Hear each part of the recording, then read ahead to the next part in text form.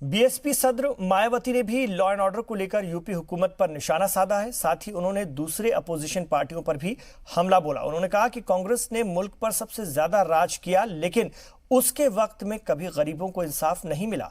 कांग्रेस के दौर में गलत पॉलिसीज की वजह से गरीबों का बहुत नुकसान हुआ और बीएसपी की तश्कील हुई। उन्होंने मजीद कहा कि समाजवादी पार्टी के दौरे इख्तिदार में भी गुंडों का राज था, उन्हें खुद एसपी के गुंडों का सामना करना पड़ा है।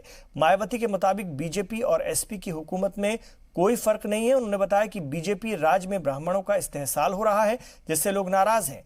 लोगों को उनका दौर याद आ रहा है। साथ ही उन्होंने रियासती सरकार से एग्जाम सेंटर्स पर खास इंतजाम करने की अपील भी की। देश में विशेषकर दलितों, आदिवासियों व अन्य पिछड़े वर्गों के लोगों के ऊपर हर स्तर पर हुई जुर्म जाति भी कांग्रेसी सरकार में काफ़ी ज़्यादा चरम सीमा पर थी।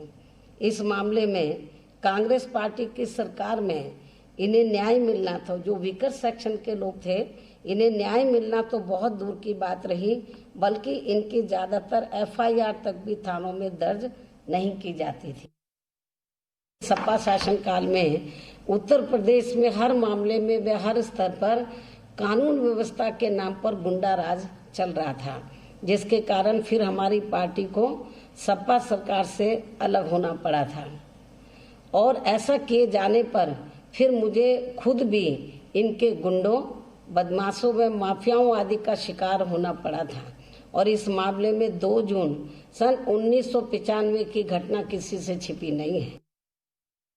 वर्तमान में यूपी में जो बीजेपी का शासन चल रहा है, तो उससे हर मामले में व हर स्तर पर वैसे सभी वर्गों व धर्मों के लोग काफ़ी ज़्यादा दुखी हैं।